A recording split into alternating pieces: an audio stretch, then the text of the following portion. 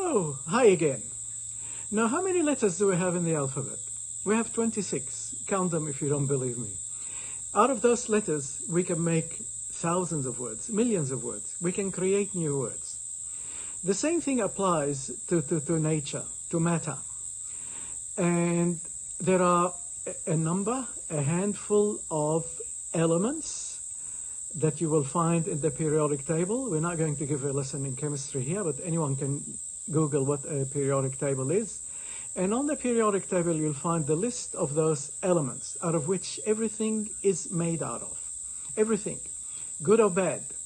So a chemical can be a combination of 2 or 3 of these things that are put together in a way that's harmful, but it can also be beneficial. So not every chemical is harmful. And for us to use the word chemical, generically speaking, to imply that this substance is harmful is not really technically correct.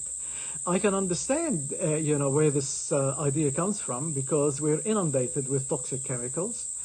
But this shouldn't allow us to stop seeing the difference between what is a good chemical and what is a bad chemical. So everything, every matter, every form of matter is made of those building blocks of elements. And it is not by accident that living organisms, all of them, plants and animals, are made of the most abundant of these minerals.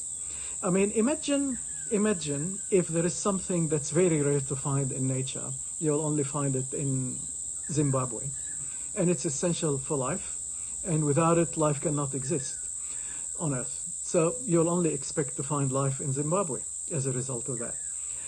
But there's so much wisdom in creation, so much wisdom in existence, and all living organisms are basically made of those elements that are abundantly found in nature.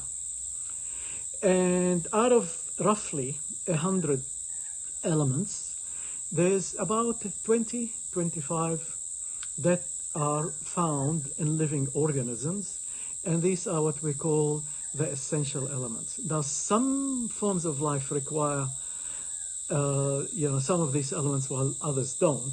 But the basic ones, like say carbon, hydrogen, oxygen, nitrogen, potassium, sodium, phosphorus, trace elements, iron, manganese, zinc, boron, etc., you will find in all living forms.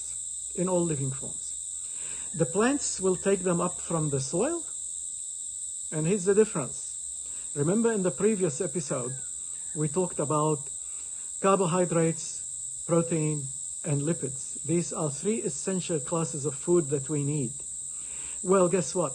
Plants don't need these things. They make them. They make them out of simple minerals that they get from the soil. But without this intermediate, without plants being able to transform those elements in their very simple form into more complex forms, we would have no food. So plants are the primary food producers because they will take those minerals in a very, very simple form, and then they will transform them into forms that are more complex, which will support animal life and human life. So it is very important to realize these 2 things, that number 1, all matter is made of chemicals. Some chemicals are harmful, some are not. Vitamins are chemical. They're definitely not harmful. But of course, there are some natural chemicals that are harmful. That's another thing. For a chemical to be harmful, it doesn't have to be something that's conjured up in a lab.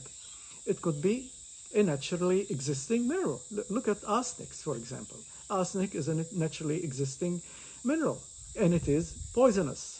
We try to avoid it. Cadmium, lead, mercury, all of these things are naturally existing. So if something is natural, again, that's another misconception, because some people will say to you, but this is natural. It doesn't mean that it is good for you. Well, cobra venom is natural, but it's not good for you. Nicotine is natural, but it's not good for you. All right? So let's try to get rid of those fuzzy definitions that a lot of people sometimes use, not knowing really that they are not talking specifically scientifically. So if a chemical is deemed to be dangerous, we have to understand why it is dangerous. But just to brand it as a chemical and say that it is dangerous because it's a chemical, then this is really not an accurate thing to say. So we will be talking later on in future sessions about those essential minerals that we need to supply to the plants. So whilst we need to get, in our own nutrition, we need to get water, number one, then carbohydrates. I'm talking down here in terms of amounts, in terms of figures, not importance. They're all equally important, right? Okay, so having said that, we know that protein really is the most important because the body can transform it to other forms. But we do need, in terms of amounts, first of all, water, then carbohydrates and protein, fats, minerals, and vitamins. By the same token, when we take this need, when it comes to plant nutrition, plants need water, of course, but they don't need protein, carbohydrates, and fats. They make their own. So what do plants need then? What do plants need? They need the water, they need oxygen from the air, from the atmosphere, and they need those essential minerals without which they cannot live. And let me just by name now mention those essential minerals that are not obtained from water and from air. The nitrogen, phosphorus, potassium, calcium, magnesium, sulfur, sodium, chloride. And these are referred to as the major elements because they are there in higher amounts. And then you have the trace elements, which are iron, manganese, zinc, boron, copper, and molybdenum. Now, molybdenum is one that's least heard of, least spoken about. So even though plants need these in varying amounts, and the trace elements are needed only in small quantities, but they are all equally essential. If one of them is deficient or lacking, plants cannot live.